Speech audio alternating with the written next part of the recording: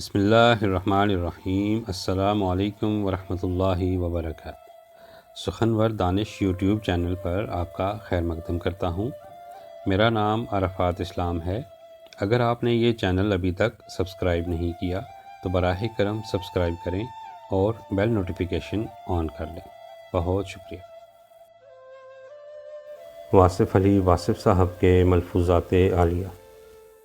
اقتباسات: کرن سورج، جس کی اشاعت مارچ 1984 میں ہوئی۔ آج آپ اس کی چوتھی قسط ملاحظہ فرما رہے ہیں۔ تلاش حقیقت، تلاش حق آگاہ، تلاش صاحب دلاں، تلاش امام زماں یا تلاش محرم اسرار کسی جغرافیائی سفر کا نام نہیں۔ سندباد کے سفر اور متلاشی حق کے سفر میں بڑا فرق ہے۔ حقیقت کے سفر کے لیے پہلے اپنے آپ میں اپنی حقیقت سے آگاہی حاصل کرنا چاہیے۔ آئینہ دل جتنا مصفا ہوگا اتنا ہی آسانی سے جلوہ حق قبول کر سکے گا۔ اللہ کا قرب پیشانی کو سجدے میں رکھ کر حاصل ہوتا ہے۔ سجدہ یہاں ہے، تعلق وہاں، درود شریف یہاں ہے، منظوری وہاں۔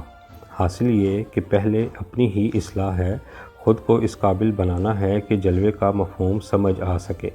بوجہل کو دیدار سے تقرب حاصل نہیں ہو سکتا، اویس قرنی کو تقرب مکانی کے بغیر ہی دیدار حاصل ہوتا ہے۔ مخلصین کو ابتدائے سفر میں ہی منزلوں کا سلام آتا ہے۔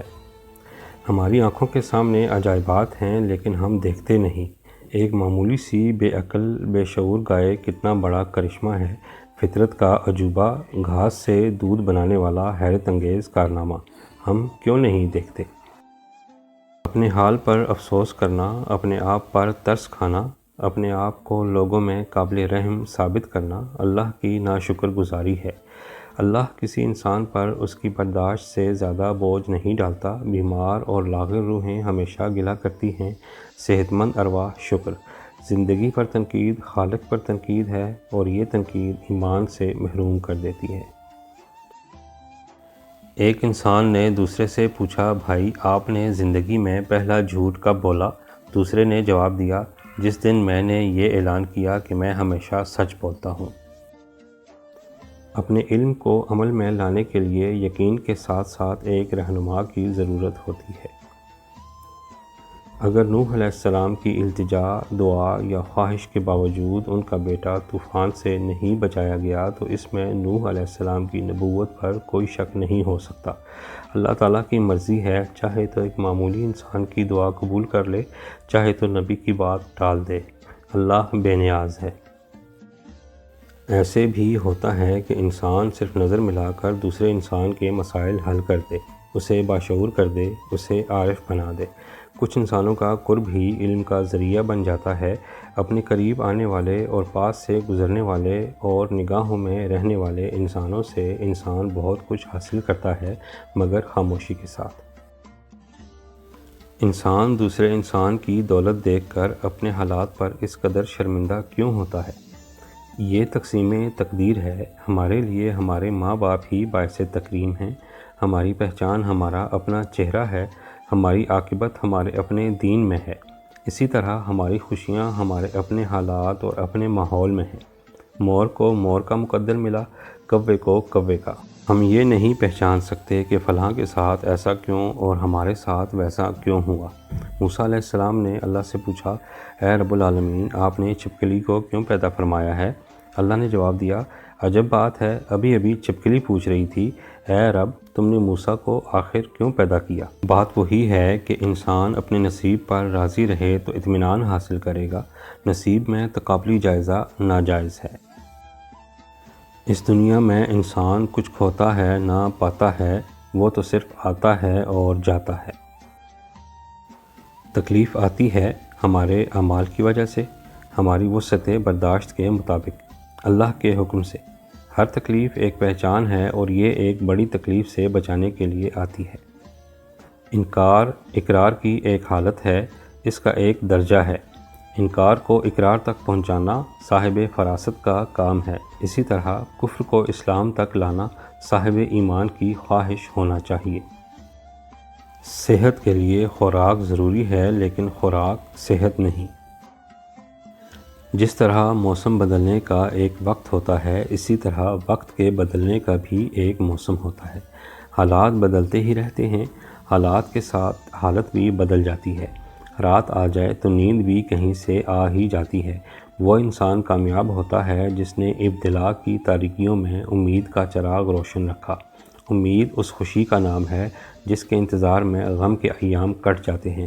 امید کسی واقعہ کا نام نہیں، یہ صرف مزاج کی ایک حالت ہے۔ فطرت کے مہربان ہونے پر یقین کا نام امید ہے۔ جو ذات شکم مادر میں بچے کی صورت گری کرتی ہے، وہی ذات خیال کی صورت گر بھی ہے، اور وہی ذات حمل کی صورت بھی پیدا فرماتی ہے۔ ہر چہرہ ایک رینج میں تاثیر رکھتا ہے، اسی طرح ہر خیال ایک دائرۂ تاثیر رکھتا ہے، اور ہر عمل کا دور ہے جس میں وہ مؤثر ہوتا ہے۔ اپنے دائرے سے باہر ہر مؤثر شے بے تاثیر ہو جاتی ہے۔ کچھ چہرے، خیال اور اعمال صدیوں پر محیط ہوتے ہیں اور زمانوں پر حاوی ہوتے ہیں۔ جن مسلمانوں پر اسلام نافذ نہ ہو سکے، ان مسلمانوں پر غور کرنا چاہیے۔ جو اسلام مسلمانوں پر نافذ نہ ہو سکے، اس اسلام کے بارے میں غور کرنا چاہیے۔ جو قوت نافذہ مسلمانوں پر اسلام نافذ نہ کر سکے، اس قوت کے بارے میں غور کرنا چاہیے۔ کائناتی نظام میں خیر و شر، اجالا و اندھیرا، حق و باطل وغیرہ سب موجود ہیں۔ یہ انسان کی بیرونی دنیا ہے۔ اس کے اندرونی نظام میں بھی خیر و شر، یقین و وسوسہ وغیرہ پلتا رہتا ہے۔ ایک بندہ مومن اپنے یقین و ایمان سے وسوسوں کو ختم کرتا ہے اور خیر کی راہ اختیار کرتا ہے۔ گناہوں میں مبتلا انسان کا دعاؤں پر یقین نہیں رہتا۔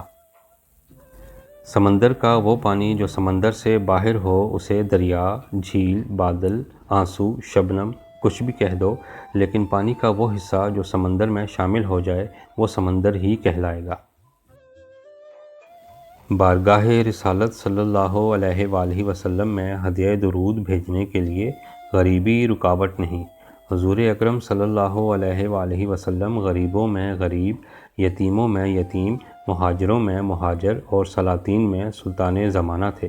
معاشی ناہمواریاں آپ صلی اللہ علیہ وآلہ وسلم کے قرب کی راہ میں رکاوٹ نہیں، نہ سرمایہ آپ کے تقرب کی ضمانت۔